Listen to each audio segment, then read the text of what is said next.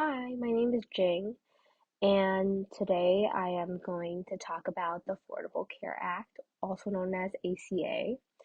Um, so, the Affordable Care Act. It's also known as ACA or Obamacare. It was created in 2010, and the main overall goal was to help Americans afford healthcare insurance. Um, it's a healthcare policy that aimed to address the major issues with the healthcare systems. A three-part bill intended to increase the number of Americans that could not only afford insurance coverage, but also qualify for it as well. So, three main parts is that it offers tax credits that lower costs for households depending on income, and increase the number of programs associated with Medicaid, which in turn increased inclusion to even more low-income households. And there was a push for new and innovating methods of providing healthcare, which support growth and advancement within the continually evolving healthcare system in America. Kind of the background and significance of why this bill was proposed. It was to help with increasing cost of healthcare. It was proposed to help Americans who do not have access or was denied with health from healthcare insurance.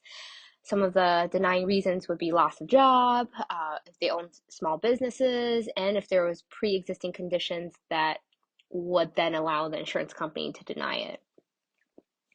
To improve conditions and health outcomes of many vulnerable populations, including childless adults and low-income households as well. So here is the timeline. So originally proposed in 2008, was taken to the House of Representatives for voting in 2009. Later that year, it failed to pass the Senate and it was bumped back into the House for revisions. Finally, the following year, it was approved by the House. And that same month is when the final draft was signed into legislation. Kind of in its infancy, the idea for the Affordable Care um, was originally proposed by Charles B. Rangel. It took 2 years to make its way, so it was quite a long time and a tedious time, but eventually it did come into legislation by President Barack Obama in 2010. Some of the issues related to the bill and problems, um, the main push for implementing ACA was to combat, the expanding healthcare system. And it had a lot to do with increasing the cost of healthcare as well as the lack of availability for many who needed it. So this change was to privatize insurance, allowing more access and inclusion without the threat of bias related to such things as pre-existing conditions, like I talked about earlier. At the time of the signing, many of the at-risk populations still remained leery of this policy due to in part of many of their existing views of the healthcare system. So not a lot of trust in the healthcare system originally. Not everyone had the same vision for the healthcare system. And in its original form, it would actually penalize those who still could not afford to have coverage. But it was later revised to make sure that there wasn't a penalty cost. The ACA actually has been challenged at the Supreme Court level a total of 3 times, to which it was claimed that it was unconstitutional. So it was a lot of back and forth, kind of, and there was a lot of flaws to the original bill, and some can even argue that there's a lot of flaws to it now.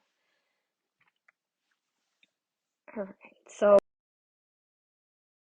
the proponents of the policy, the Affordable Care Act had many who were in favor of its implementation, consisting of obviously those who were positively affected by the ACA, the Democrats, small businesses, their owners and the workers, and individuals who already have insurance. So those in favor of the Affordable Care Act were not limited to just those who were positively impacted to the policy. Of course, the number made up the majority of support. However, those who already have access to insurance were in favor of this policy as well. In a similar situation to the small business owner, the Affordable Care Act granted those who were previously insured access to a better marketplace to purchase insurance that were better fit for their individual needs. The support from Democrats also made up the majority of supporter for this policy. However, as time went on, more and more Republicans were changing their opinions and viewing this as a more positive light.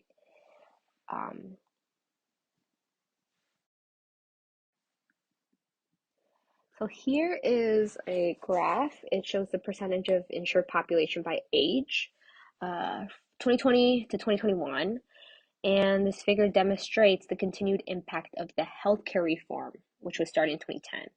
So in 2021, the rates of uninsured Americans between the age of 26 and 65 have continued to decrease, which is a good thing. With continued support and proper revision of this policy, this trend of decreasing the rate of those without insurance could persist. So this is a good thing because that means people are getting health care.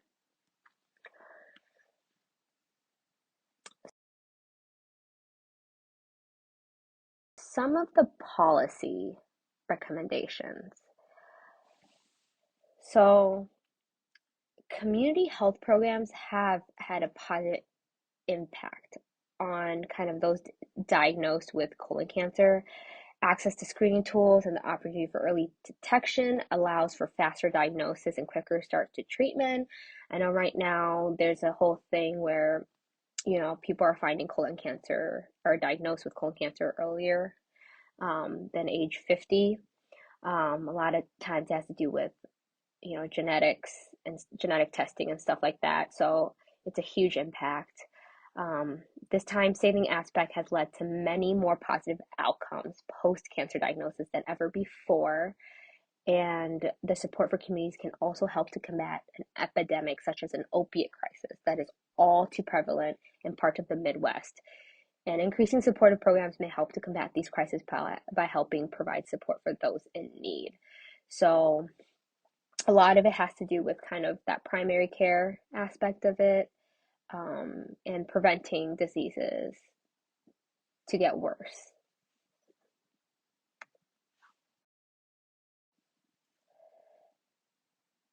So the future of the Affordable Care Act.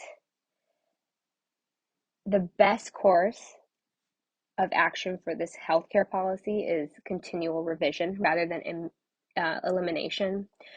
There's no denying that this has helped a lot of Americans to be able to have access to healthcare, and non-insured Americans since it's implemented back in 2010. So a revision of the Affordable Care Act will continue to allow the policy to remain relevant within the continually evolving healthcare system. The reform brought on by this policy was a much needed change to help combat the continually increasing prices that are associated with medical care.